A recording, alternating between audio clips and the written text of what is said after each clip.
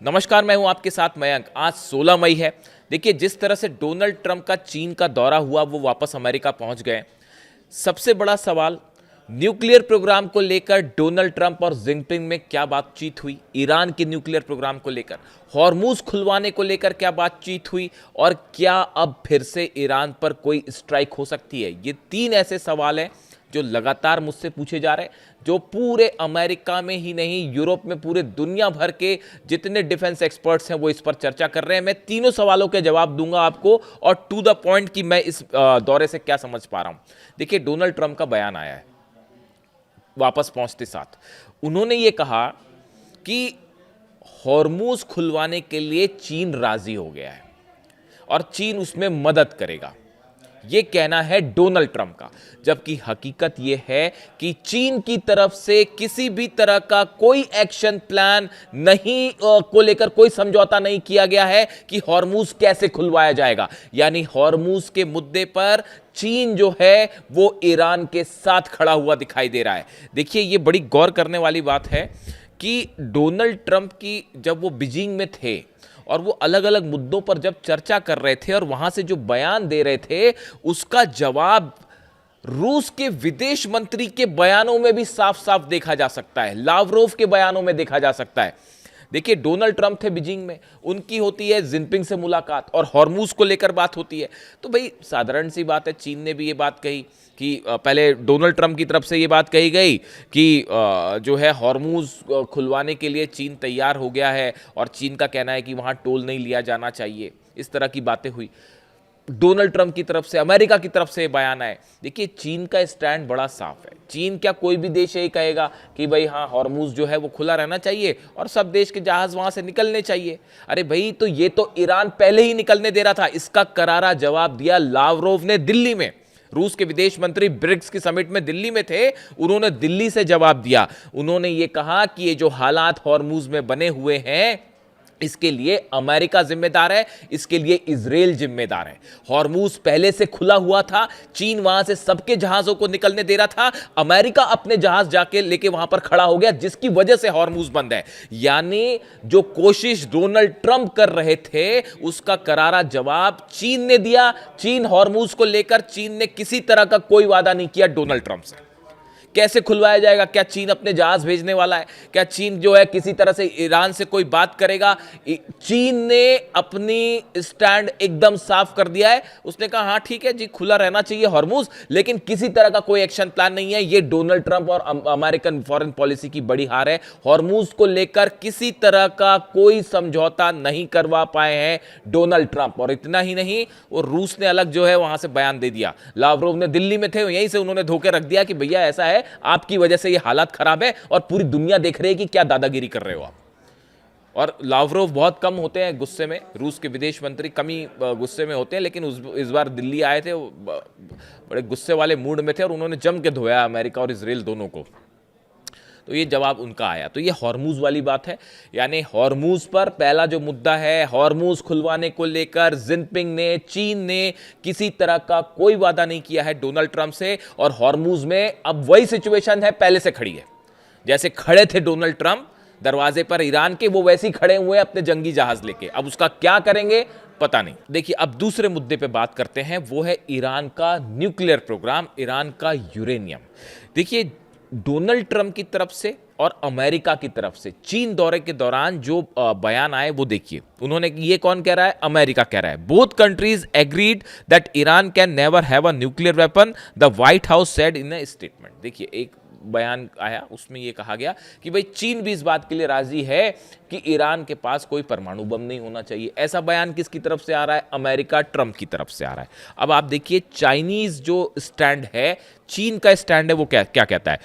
The Chinese statement does not mention that Iran should never have a nuclear weapon. चीन की तरफ से कभी यह नहीं कहा गया, किसी बयान में नहीं कहा गया कि ईरान के पास जो है परमाणु बम नहीं होना चाहिए। Instead, it says it is important to steady the momentum in easing the situation, keep to the direction of political settlement, engage in dialogue and consultation, and reach a settlement on the Iran nuclear issue and other issues. देखिए, इन्होंने ये कहा, चीन की तरफ से जो stand आया उसने ये कहा कि ईरान के न्यूक्लियर मुद्दे को लेकर बातचीत होनी चाहिए और आपसी बातचीत के जरिए, कूटनीति के जरिए इस मुद्दे को हल करना चाहिए। अब डोनाल्ड ट्रंप क्या कह रहे हैं, अमेरिका क्या कह रहा है कि चीन इस बात के लिए राजी हो गया कि ईरान के पास न्यूक्लियर बम नहीं होना चाहिए। चीन ये बात नहीं कह रहा, चीन ये कह रहा है कि आपसी बातचीत से इस मुद्दे पर चर्चा होनी चाहिए और कोई हल होना चाहिए। यानी चीन ये नहीं कह रहा कि ईरान एटम बम ना रखे। आप समझ रहे हैं?